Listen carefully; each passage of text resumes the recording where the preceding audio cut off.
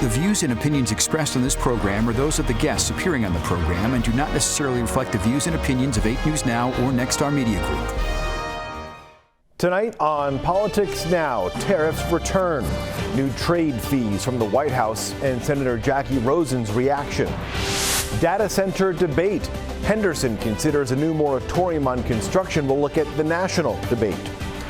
Signs of trouble. New internal emails from the city of Las Vegas showing a brewing feud police say led to murder.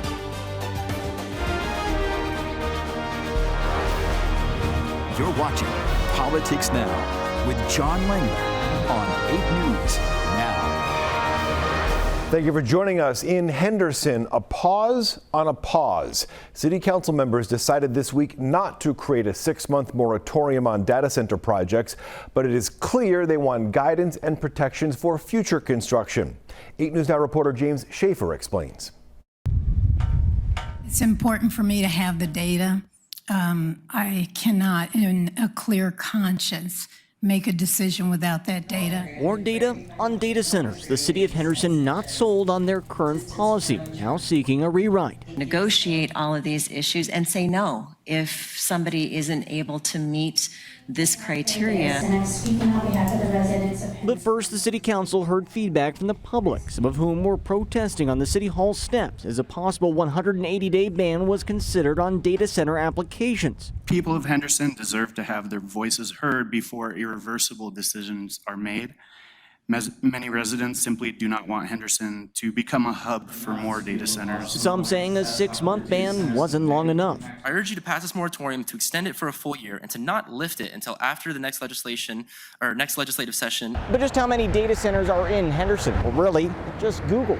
But that was also the target of many people's concerns. I want to grow our economy, but I want to make sure that we're judicious with our air, water, and land resources. Henderson officials distancing themselves from the Google Center built back in 2019. The Google data center that is currently operating was approved before any of us were on the council and under very different conditions that would never be approved today. The city council not moving ahead on the 180-day ban, instead directing staff to change the criteria for applications for future data centers in Henderson, including on environmental and water concerns on developmental agreements. Reporting from Henderson, James Schaefer, 8 News Now. So as you heard from James there, city staff were asked to give some clarity on noise pollution, other kinds of pollution, and they want 2 public meetings before any data center proposal in the future. At the same time, there is a national debate, of course, on data centers. This week, President Donald Trump touted his ratepayer pledge. It's designed to protect homeowners from taking on the resource demand costs of those data centers. Nevada Republican Governor Joe Lombardo, one of 23 governors to sign that document. Critics say, though, a pledge is no replacement for real legislation. The real action happens in front of state utility regulators and federal utility regulators that do have the obligation to be protecting consumers. Tech firms like Meta, Google, Microsoft all signed that same pledge back in March. The White House says an announcement is coming soon on U.S. trade policy. This week, it brought back new tariffs on Canada and Brazil. News Nation Washington, D.C. correspondent Kristen Escow explains. The Trump administration's tariff policy is set to enter a new phase as its 10% global tariffs expire Friday. Our great Jameson Greer, trade representative, will be having an announcement on that very soon, later today. The news comes days after the Trump administration imposed 25% tariffs on some Brazilian goods and 50% tariffs on most Canadian exports. President Trump has also threatened a 100% tariff on imported generic drugs starting in 2028. At a Senate hearing this week, U.S. Trade Representative Jameson Greer argued a national emergency in trade still exists. We are committed to continuing to use tariffs and to negotiate deals to support the reindustrialization of our economy, protect American workers, and increase their wages, and shrink our trade deficit. Democrats have argued the tariffs are hurting Americans. We need to be lowering prices. We need to be doing something about these tariffs that are killing people. But some Republicans have said they believe the president's tariffs will benefit America's economy. We are so so reliant on things from outside the United States that it is going to take us time to get back to a production country, which is going to be really good for the American worker. The White House recently announced that the U.S. would not renew the United States-Mexico-Canada agreement, which was reached during the first Trump administration. The agreement now comes under an annual review. Kristen Escow, News Nation, Washington. Democrats quickly criticized the new tariffs. Nevada Democratic Senator Jackie Rosen pointed out Canada is one of our state's top trade partners. This week, we discussed trade policies and the ongoing Iran war. We'll talk about these tariffs specifically, but all the tariffs are having a tremendous negative impact on Nevada as well as the whole country. But I just want your viewers to know, everyone to know this, that we actually send about $1.6 billion worth of goods and services to Canada, and we purchase from them, we get import from them about $1.2 billion worth of goods. Some of that is really important for our battery manufacturing circuits. You know, we have a lot of mining and critical minerals. Of course, tourism is in there. We buy furniture. We buy all kinds of things to the tune of $1.2 billion. So it's really impacting us. And when you put those tariffs on there, so now our companies that might be working in a manufacturing space, particularly up in northern Nevada. Now, let's say it cost $1 for something, it's going to cost $1.50. Now, times that out, depending how much money you're spending, where do you think that cost gets added to? The company doesn't absorb it. They pass it on to the consumer. And so this is what happens. Now, will Canada continue to take the things that we send to them? We send them $1.6 billion. If they stop, that means the companies that are doing things, agriculture we send, beef products we send, well, those businesses are going to fall. And the tariffs, this trade war overall is hurting everyone. Between the trade war, tariffs, and the gas, what's happening is this. Talk about gas, not just your gas tank. Everything that gets shipped around the country, everybody loves to go shopping, right? Everything you buy goes on a train or a truck that uses diesel fuel. And everything that you eat is farmed. Or not everything is farmed, but many things are farmed. And that farm equipment uses diesel fuel and fertilizer. All that comes from the Middle East. So we're getting squeezed in every way. So when you put the tariff on, that means everything's more expensive that we're going to buy from Canada. And then you add the war on that, families are hurting, and then tourism is down, which is a whole nother bag of worms. People getting less shifts. That means they don't make as much money on the Strip. It means they don't go home and buy a pizza in the neighborhood. A little while ago, I spoke with one of the Republicans running for Congress, Marty O'Donnell, and I acknowledge you guys are not running against each other for anything, but we talked about tariffs. And he articulated his point of view, which is that it's sort of, and I'm paraphrasing here, short-term pain for long-term benefit. There's some sort of a negotiation tactic to throwing tariffs out there and then eventually coming to some sort of common ground to benefit the American people. Whether it's these tariff discussions or ones that have already been implemented, are you seeing a benefit from your point of view to this, again, this potential negotiation or the use of tariffs to try and improve trade or adjust trade? Yeah, well, I appreciate Mr. O'Donnell, but he is 100% wrong because Donald Trump's been in office. Well, in November, it's going to be 2 years. There's no short-term pain for long-term gain because we haven't seen one bit of gain. Let's talk about the Iran conflict. Secretary Hegseth was on Capitol Hill yesterday. You're on armed services. This is obviously, you and I have talked about the conflict before. You know, it wasn't too long ago. It seemed as though there was there were references to being close to peace or a long-term ceasefire, and obviously it seems to have fallen apart here. From your end, have other Democrats, have any confidence or any clarity on why this is happening? Well, first of all, not just Democrats don't have any clarity or confidence. The Republicans don't either, because this administration went into a war without provocation, without any reason, with no clear idea of why they were going in, and no plan how to get out. No plan how to get out.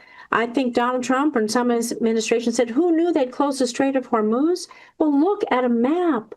Of course, you didn't think the Straits of Hormuz would be in play if you suddenly are bombing people?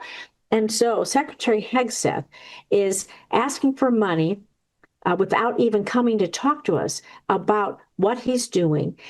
There's money that's been unspent in the reconciliation bill.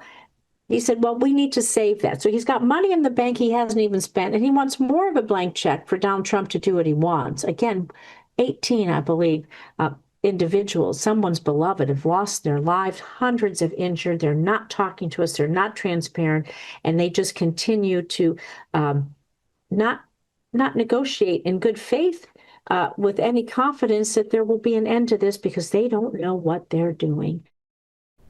Back to trade. Nevada's top trade partners are Canada, Mexico, and Switzerland.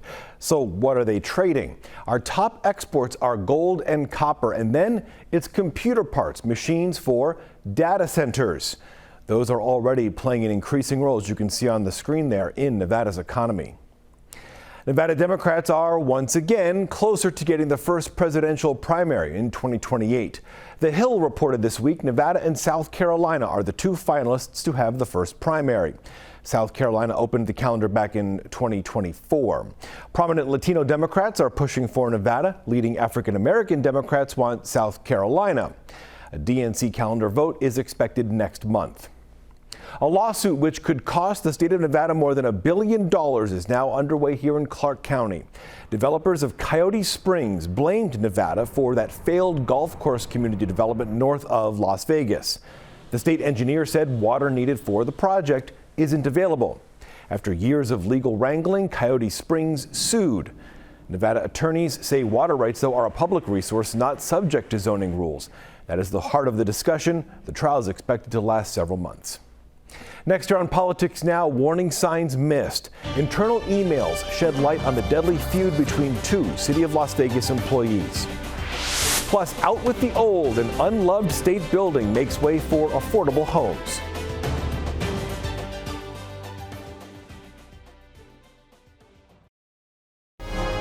Welcome back to Politics Now. Emails obtained by 8 News Now reveal warnings before a murder.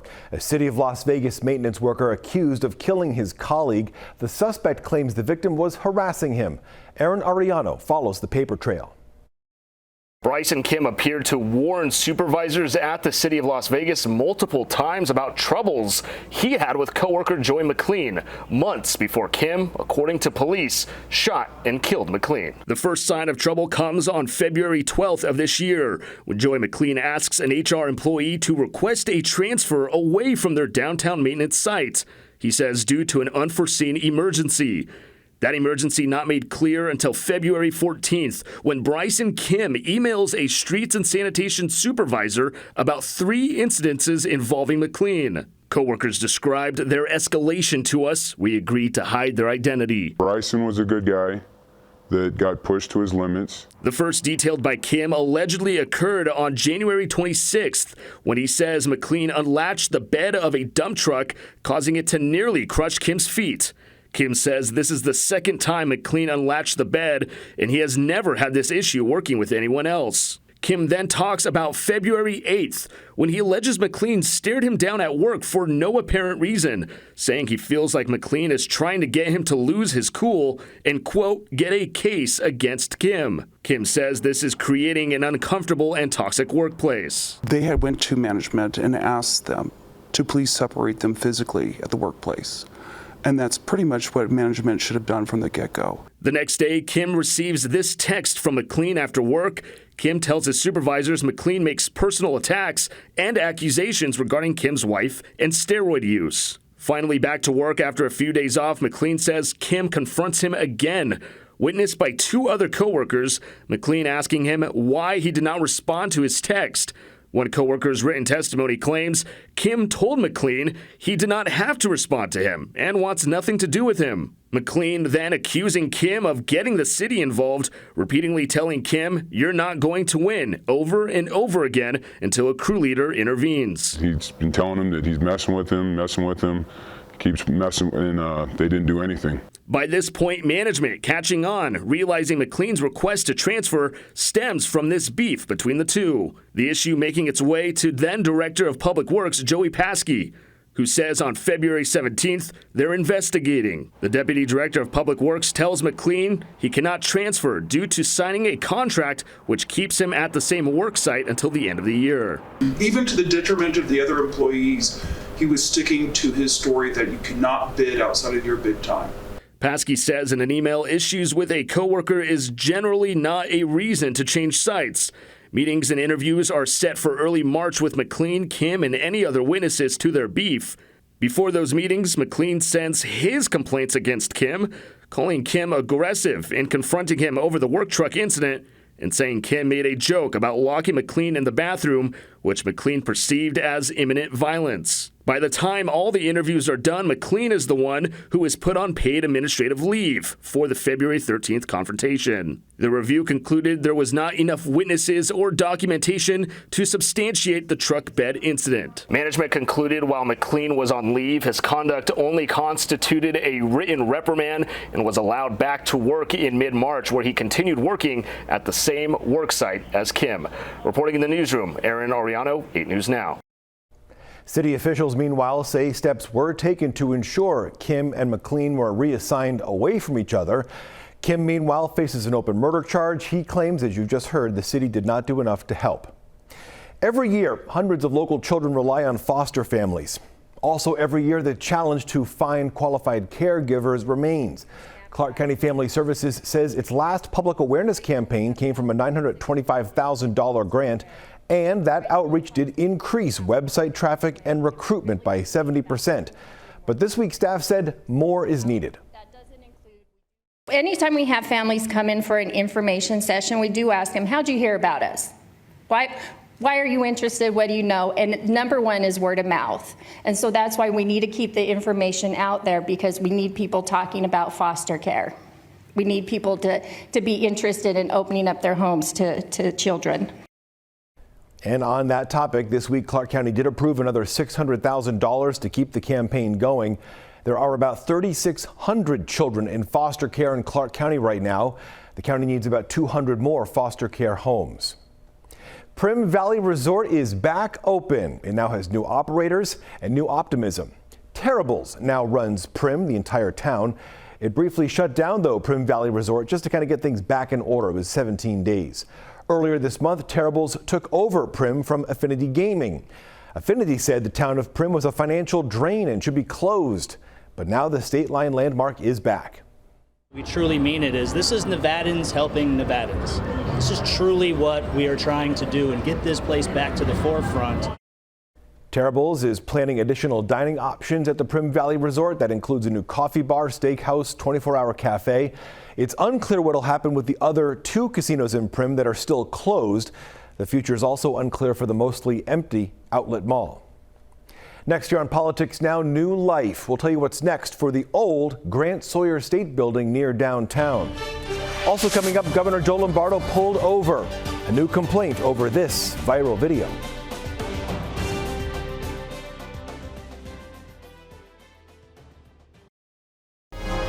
You're watching Politics Now. It was a symbol of state government, but most of the workers in state government never really liked it. Now the old Grant Sawyer building is coming down. Demolition of the complex at Las Vegas Boulevard in Washington started Thursday. The building was the source of countless HVAC, sewage, mold, and other issues since it opened in 1995. The state moved out a couple of years ago. Home builder Lennar bought the 22-acre site in 2024 and plans to build hundreds of new homes. This site will have over 300 single-family detached homes at a price point that working families will be able to get into the dream of home ownership. Lennar also owns and plans to redevelop Cashman Center right across the street. The Grant Sawyer building demolition should take about 8 weeks. Well, that recent video of Governor Joe Lombardo's traffic stop has now sparked an ethics complaint. It was filed this week by a Reno man who claims the governor improperly used his authority. Back in May, Governor Lombardo was pulled over near Mandalay Bay for not coming to a complete stop at a red light. In this Metro Police body camera video, the governor gives his name, and as the officer goes on, the governor adds, quote, "Come on, man." Not all ethics complaints are investigated, and it is possible in this case the Ethics Commission will not consider it. Can Democrats get a supermajority in Carson City? A handful of races will determine how the Senate and the Assembly look. Let's take a look at those races. Key battles include State Senate District 8. That's mostly South Summerlin. Incumbent Democrat Marilyn Dondero-Loop faces a challenge from Republican George Harris. Less than a 1% Democrat registration advantage here. Senator Dondero-Loop has about a 5-to-1 money advantage. In State Senate District 12, that's kind of around Silverado Ranch, incumbent Democrat Julie Pizzina faces Republican Rafael Arroyo Montalvo. Montalvo is a business owner. He narrowly lost an assembly race in 2024. Democrats have a 3% registration advantage in this district. Senator Pizzina has about $320,000 more to spend. Assembly District 2, that is an open seat, also mostly South Summerlin, currently held by outgoing Republican Heidi Kasama. Fellow Republican Drew Teitelbaum hopes to take that district. Democrat Camilla Bywaters wants to flip it. AD2 also has a nearly 3% Democratic registration advantage. Teitelbaum has a huge fundraising lead here. In Washington, a bipartisan push this week from Nevada's congressional delegation to ban sports betting on prediction markets. Democrat Stephen Horsford, Republican Mark Amodei introduced the Prediction Markets Are Gambling Act. Federally regulated trading platforms will be banned from offering sports bets and casino-style games. The measure would also close a federal loophole, allowing sports betting as a form of financial trading. Right now, prediction markets like Kalshi are banned in Nevada. Next on Politics Now, we have a pyramid, we have a guitar, and now a heart. Plans approved to build this new resort on the Strip.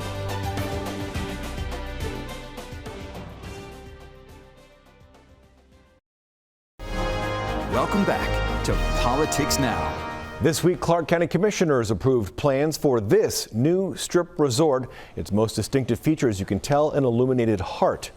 Developers plan to build it pretty much across from Mandalay Bay, where that giant Ferris wheel was supposed to go. It would be a 29-story building, 750 rooms, a casino, restaurants.